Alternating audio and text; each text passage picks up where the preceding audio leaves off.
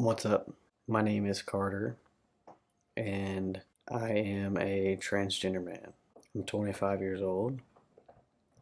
I've been transitioning for just over a year now, and I just wanted to share an experience that I had today with you. We have been going to church with my wife's family.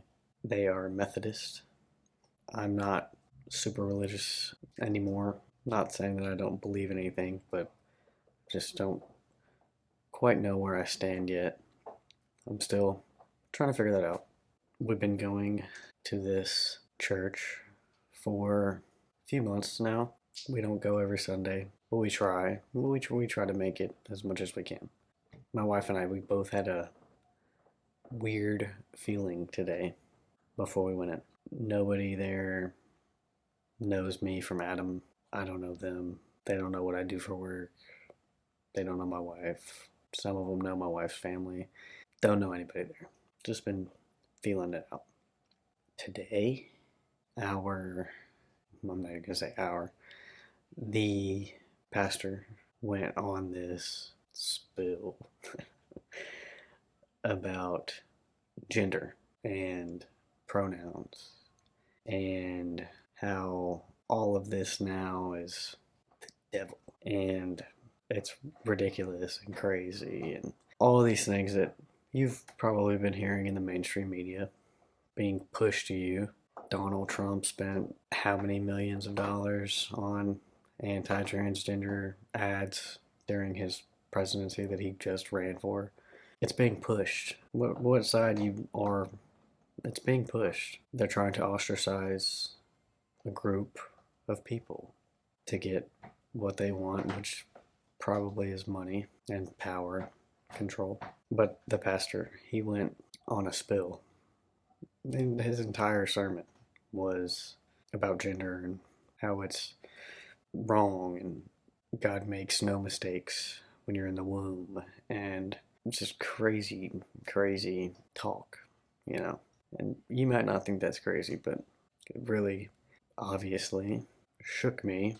I'm sitting there surrounded by these strangers, essentially, trying to keep an open mind, and they're talking about me. Not directly, but they're talking about me.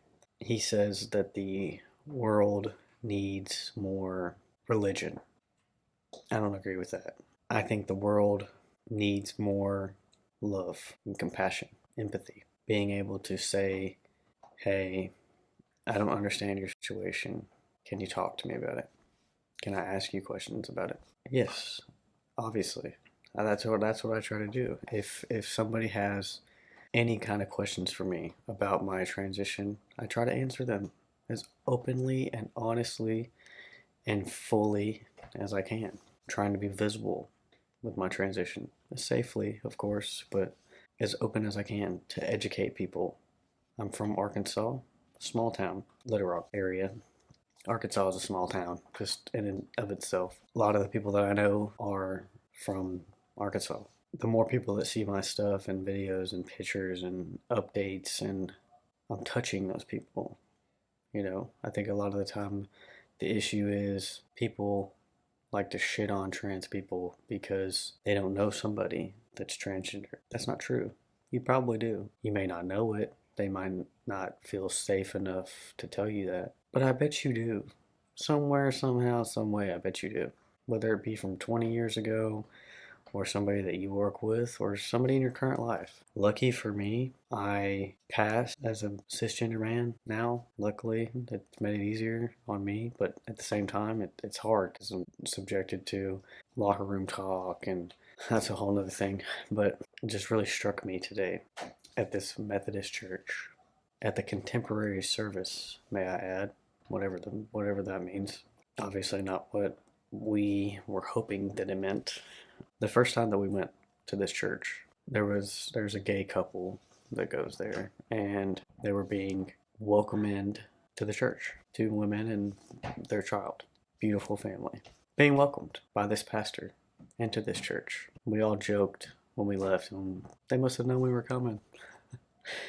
And it just struck me today This has been a few months now, but you can't pick and choose. I don't think I'll ever understand it. What I want to do and what I try to do is this open dialogue, talking, explaining myself, explaining my points of view, explaining my perspectives. The way I see the world, I think, is unique. I think that other people could think that I have a unique point of view. I have lived 23 years of my life as a woman. But the world needs more empathy, compassion, love, being able to say, hey, I don't understand. Can you help explain that to me? Can you talk about your experience with me? That makes a big difference in people's lives. And it takes 2 minutes of your day, maybe. Or maybe it takes none of your day. Maybe you're just open-minded about it. I think we've gotten so far away from caring one another and treating your neighbors with respect. It's unfortunate. It's an unfortunate time that we live in now, in a world so full of hate and division. But if you keep doing what they want you to do, we're never going to get there. Visibility is important. I'm very thankful to have had trans men to look up to when I was a kid. So now I'm trying to be one of those for somebody. If my content or videos or updates or whatever it is helps one person, I've done my job. I've done what I wanted to do. But there is a plethora of hate out there, especially surrounding the transgender community. And it makes it scary. It makes it scary to be out, be open about who you are. People don't want to do that. Puts a target on your back immediately. People look at you a different way. Not everybody, but people do. It takes really tough skin and a lot of self-discovery. Arguably more self-discovery than anybody that is not transgender will ever have to do. I would argue that. It takes a lot. You have to dig really deep. My earliest memories, I remember I felt like I was a boy. I didn't feel it. I knew it. But there was a problem. I wasn't a boy on the outside. And that's unfortunate. But at the same time, my journey has brought me here to where I'm sitting right now. And I wouldn't be here if it weren't for that journey. I was a Division I athlete. Played sports my whole life. I'm a state champion. I'm a conference champion. I've done a lot of good things in sports, in life, in work. I'm happy. Truthfully. Do I wish things were different? Yes. But I'm happy.